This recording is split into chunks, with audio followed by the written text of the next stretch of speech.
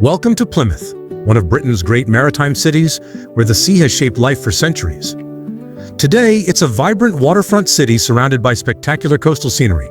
But behind these peaceful views lies an extraordinary story of exploration, naval power and war. Fortresses guarded these waters, warships sailed through Plymouth Sound, and generations of sailors began their journeys from this coast. So join me as we discover Plymouth, its landmarks, its history, and its incredible connection with the sea.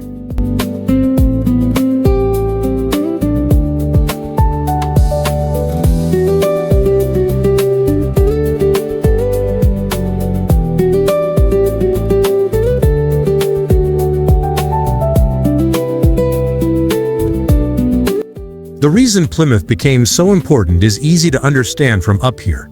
Plymouth Sound forms a huge natural harbor, protected from the open English Channel and positioned perfectly for ships traveling into the Atlantic. For centuries, control of these waters meant control of one of Britain's most important maritime gateways.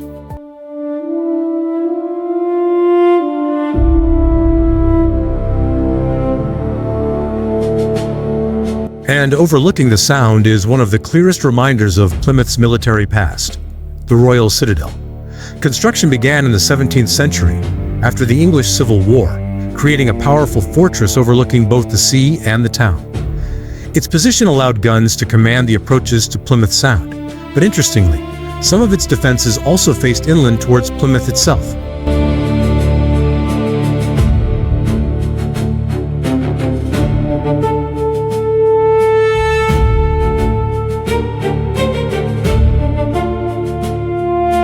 That strategic importance also came at a terrible price.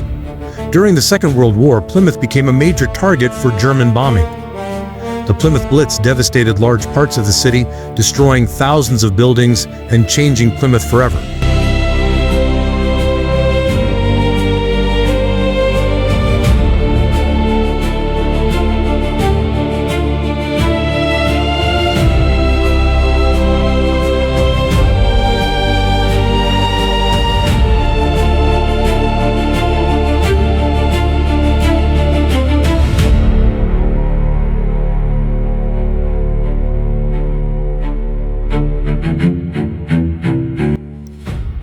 And sitting right in the middle of Plymouth Sound is another piece of that defensive story: Drake's Island.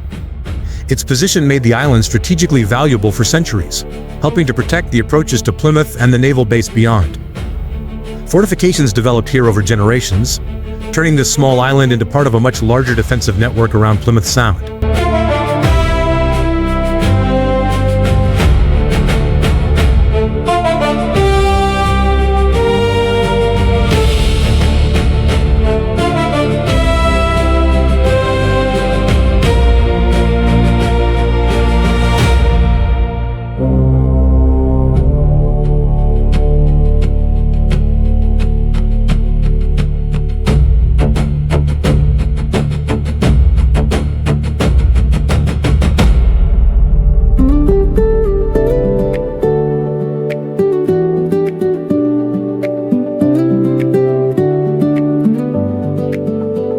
But Plymouth isn't defined only by war and fortifications. Today, this waterfront is a place for sailing, walking, and simply enjoying one of the finest coastal views in southwest England. And after centuries of ships, soldiers, and conflict, Plymouth Sound has become a very different place.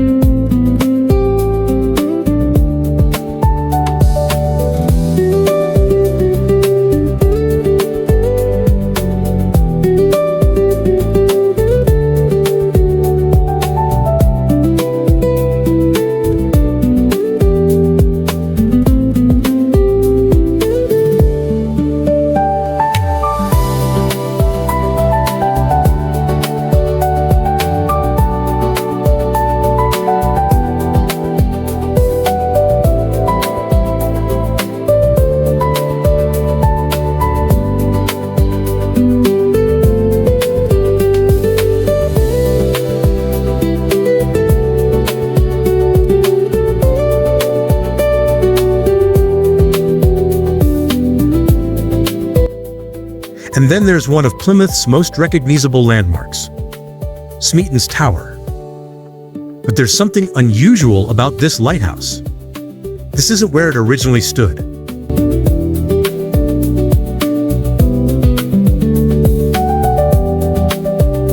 It was originally built on the dangerous Eddystone Rocks, out at sea.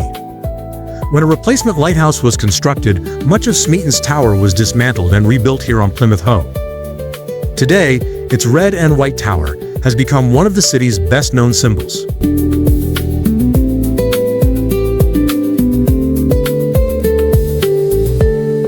From fortresses and warships to lighthouses and peaceful waterfronts, Plymouth has spent centuries looking towards the sea. And perhaps that's the best way to understand this city. Not simply from its streets, but from above, where its extraordinary relationship with the ocean becomes clear.